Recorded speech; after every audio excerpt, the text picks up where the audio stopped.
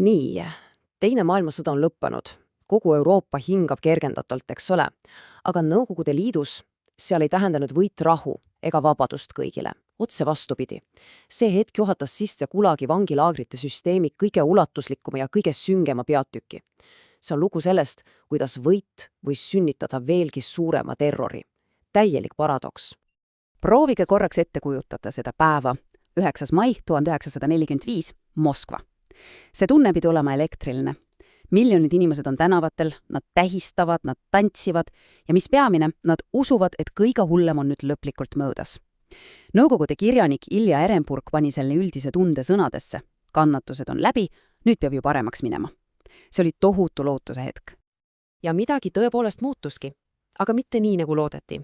Sest just siin hakkab hargnema selle loo keskne ja, ütleme ausalt, õõvastav paradoks. Rahu ei toonud vabadust. Ei vastupidi, see tõi kaasa Gulagi repressioonide absoluutse tippu. Laagrite elanikkond polnud kunagi varem ega ka hiljem nii suur kui just nendel sõjaäärsetel aastatel. Okei, aga kes need inimesed siis olid? Kes need miljonid olid, kes just rahuajal laagrid ääreni täis toppisid? Tegelikult ei olnud see üks ainus grupp. Režiimi paranoia ja julmus leidsid endale korraga mitu uut sihtmärki. See sõjajärgne paranoia oli lihtsalt metsik. Esiteks, ja see on eriti küüniline, võeti sihikule need, kes tulid tagasi läänest, sõjavangid, sunnitõelised, režiim kartis, et nad on välismaise saasta poolt rikutud. Tulemus? Ligi 360 000 inimest saadeti otse laagritesse. Teine suur laine tuli äsja annekteeritud aladelt, nagu näiteks Balti riigid, mida siis jõhkrate küüditamiste ja arresteerimistega nõukogustati. Kolmas grupp olid noored ja haritlased, keda kahtlustati väimaski ebalojaalsuses. Ja neljas, võib-olla kõige traagilisem grupp, olid täiesti tavalised inimesed, kes lihtsalt jäid süsteemi hammasrataste vahele. Ja need arresteerimised, need olid kiired ja halastamatud. Nagu 20-aastane David Budan siin kirjeldab, võis see juhtuda ükskõik kellega, ükskõik millal. Üks koputus uksele ja su elu muutus igaveseks. Perekonnad rebiti lihtsalt puruks, tihti valeliku lubadusega, et ta on 20 minuti pärast tagasi. Muidugi ei tulnud keegi tagasi. Kuidas see kõik juriidiliselt võimalik oli? Selleks oli neil võluvits, kurikuulus paragrahv 58. See oli nii laialivalguv, et selle alla võis toppida absoluutselt kõike. Kritiseerisid kolhooside viletsat olukorda, nõukogude vastane propaganda. Kahtlesid erakirjas Stalini sõjalises geeniuses, nagu tegi tulevane Nobeli preemia laureaat Aleksandr Solženitsõn, 8 aastat laagreid, paragrahv 58. Nii lihtne see oligi.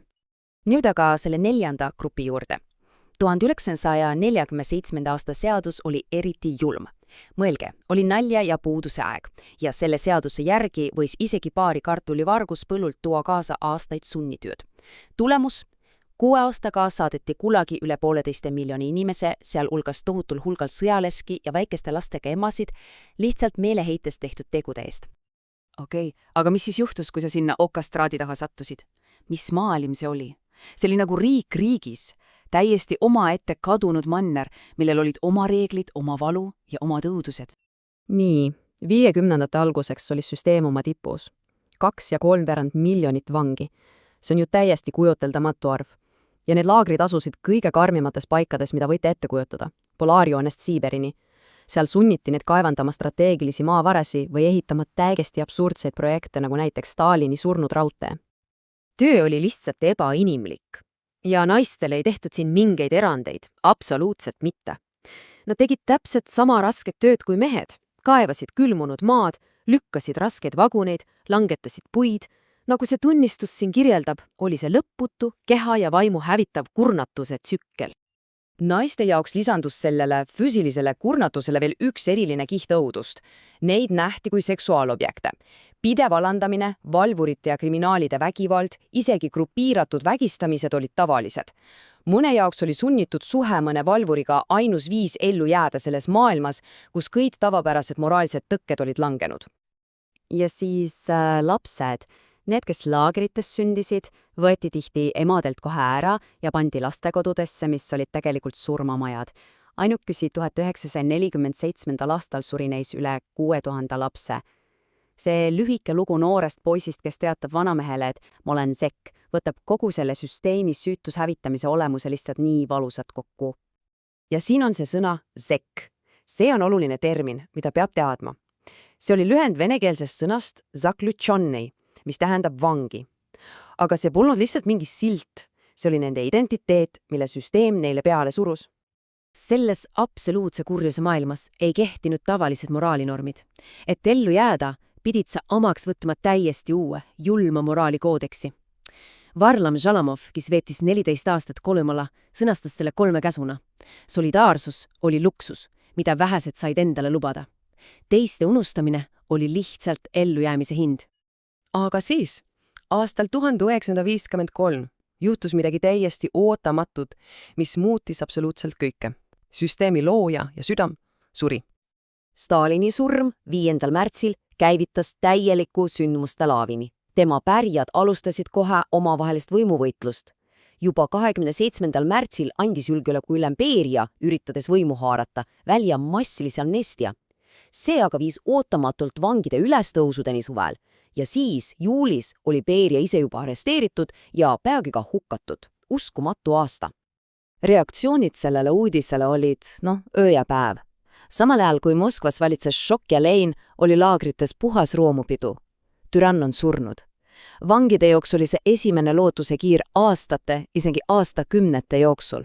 Nagu üks ellujäänud meenutas karjuti, Vunts on lõpuks surnud. Aga siin on konks ja see on ülioluline punkt. Beres amnestia vabastas küll sigi poole laagrite elanikkonnast, aga see puudutas peamiselt tavakurjategijaid, kellel olid lühikesed karistused. Peaaegu kõik poliitvangid, need, kes olid süüdi mõistetud paragrahv 58 alusel, jätti välja.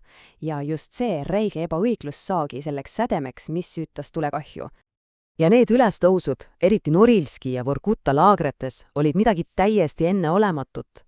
Vangid organiseerusid, esitasid nõudmisi, pidasid streike.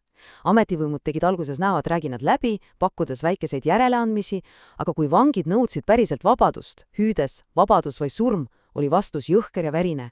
100 tapeti, et näidata, et süsteemil alustu ilma võitluseta. Kuigi need ülestõusud suruti veriselt maha, oli midagi pöördumatult murdunud. See valede müür, mis kuulegi ümbritses, oli saanud esimesed praad. Ja nüüd oli algamas tõe alglane ja valus teekond avalikkuse ette. See tõde ei tulnud välja üleöö. See oli pikk protsess. Esimene samm oli juba 1949. aastal Kravtšenko kohtuprotsess Pariisis, mis tõi laagrite olemasolu esimest korda laia avalikkuse ette. Siis 1956 tuli Hruštšovi kuulus salaine kõne, mis paljastas Stalini kuritegu partei siseringis. Tõeline murrang saabus aga 1962, kui Nõukogude Liidus endas ilmus Solženitsõni raamat. Ja lõpuks 1973. aastal avaldati läänes Gulagi arhipelaag, mis murdis selle vaikuse lõplikult. Ja sellel destaliniseerimisel oli täiesti reaalne dramaatiline mõju. Vaadake seda graafikut. Poliitvangide arv kukkus 4 aastaga 30 korda. 30 korda. Umbes 450 000 vaid 15 000. Gulagi süsteem, nagu ta oli eksisteerinud, lammutati ja 100 000 inimesed said lõpuks koju. Aga just Solženitsõni töö, mis põhines lugematutel tunnistustel ja dokumentidel, tegi selle tragöödia täiuliku ulatuse eitamise võimatuks. Ta andis hääle miljonitele, keda oli sunnitud vaikima ja sundis maailma lõpuks kuulama. Just tema murdis selle valetee ja ükskõiksuse müüri. Ja see kõik viib meid lõpuküsimuseni. Süsteem on kadunud, aga selle kummitused, need varemetes barakid, Siiberi avarustes ja miljonite inimeste mälestused on endiselt alles. Ja see jätab meid mõtlema, kuidas saab üks ühiskond leppida minevikuga, mis on nii kohutavalt suur. See küsimus on aktuaalne tänaseni ja mitte ainult Venemaal, vaid tegelikult kogu maailmas.